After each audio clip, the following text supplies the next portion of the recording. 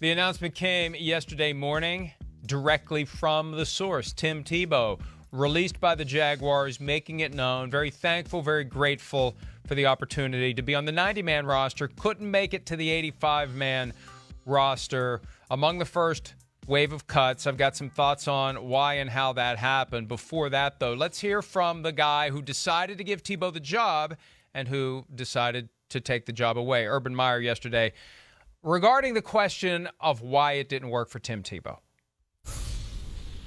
You know, we knew that was an uphill battle for Tim, and players loved him, locker room loved him, but it was the right thing.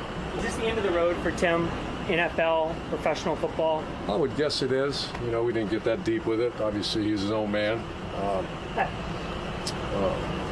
Elite warrior, elite competitor, but he's also 34 years old. You know, two of the special teams phases are tackling.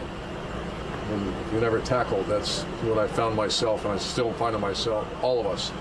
You know, every off day we'll have a 2 to 3 hour meeting about roster management, and it comes down, because we expect to be very good in special teams. And you know, tight end position is one of those, and tailback, if you can't contribute on special teams, that's a tough go.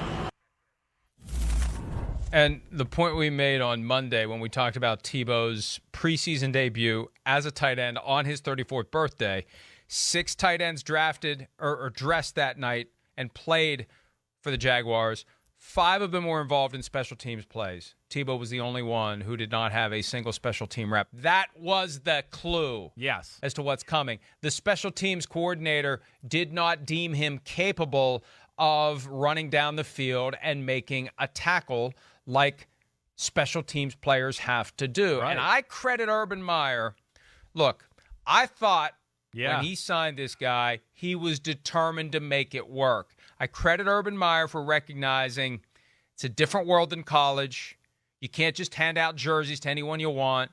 You can't just hide a guy on the field somewhere against Northwest Louisiana State.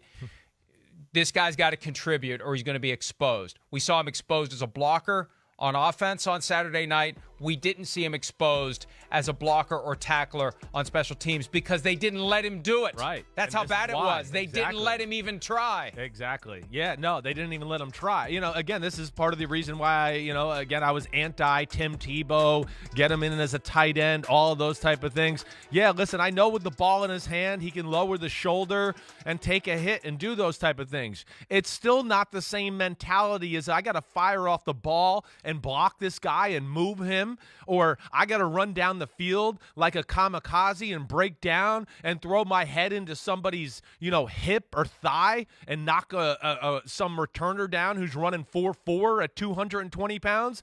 That's you got to be conditioned. That's a special skill set in itself. Tim Tebow has a lot of other special skill sets. That's just not one of them. And, like Urban Meyer said, if you're a tight end, you got to be Gronkowski or somebody like that to not play special teams. You have to be a star, an elite guy. And even Gronkowski played some special teams, if I can remember, like on field goal block and things like that. That's how he broke his arm. That's Remember right. that arm injury that knocked him out forever? It was on an extra point attempt. I forgot about that. Yes. So, that's a huge part of the game at the tight end position, especially. And I'm with you, like you said.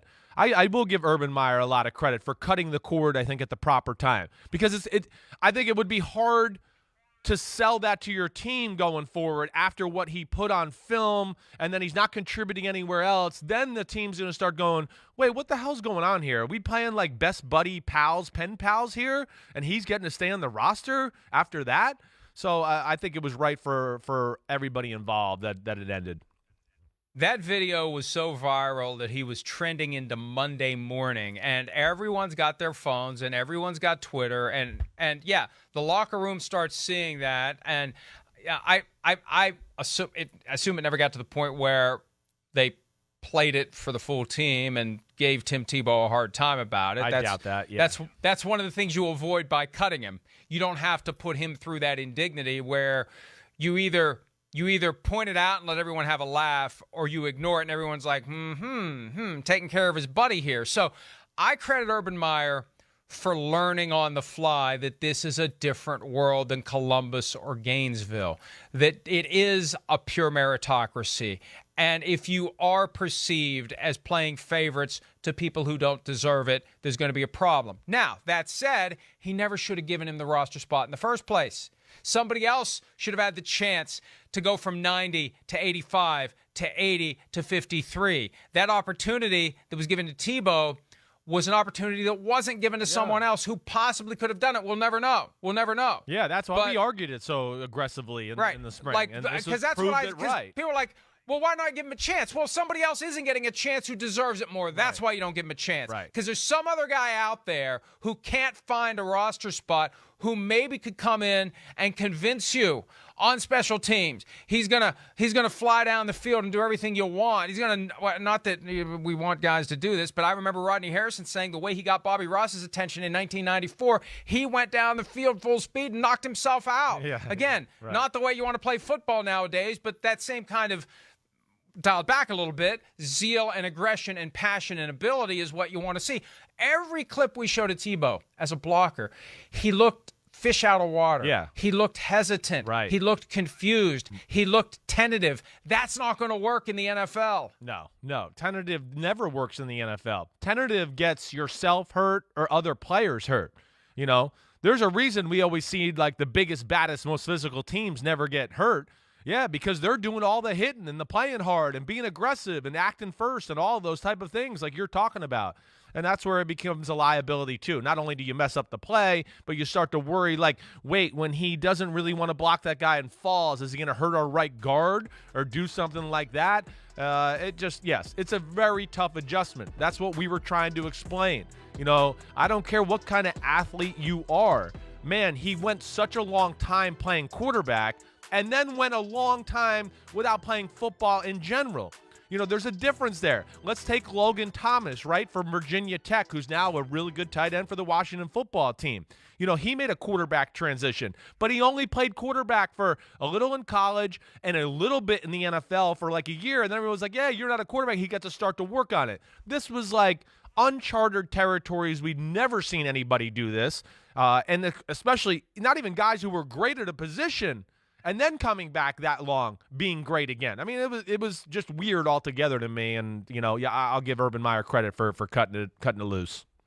We're coming up on the 10-year anniversary of the game that launched Tebow Mania. And Chris, you may remember this. I think you were still in the league then, 2011. Were you still hanging around? I was on the couch crying, but I wasn't in the league. Okay. Well, you were probably excited the day that you watched Tebow and the Broncos go to Miami for the University of Florida reunion game. Remember how weird that was? And they were down 15-0 in the fourth quarter, and the Broncos came back and won. Well, the guys who play in that stadium for the University of Miami, they got the last laugh. This was a long setup, but trust me, there's a payoff. Ed Reed, former University of Miami standout, sticking it to the Florida guy on Twitter yesterday. He got released. Oh, really? And a few laugh till you cry emojis from Hall of Famer Ed Reed, probably with an awesome, gigantic cigar in his hand, in one hand while he tweeted that with the other. So that's. Hi, I'm Mike Tirico, and thanks for watching. Make sure to hit subscribe for the latest news and highlights from NBC Sports.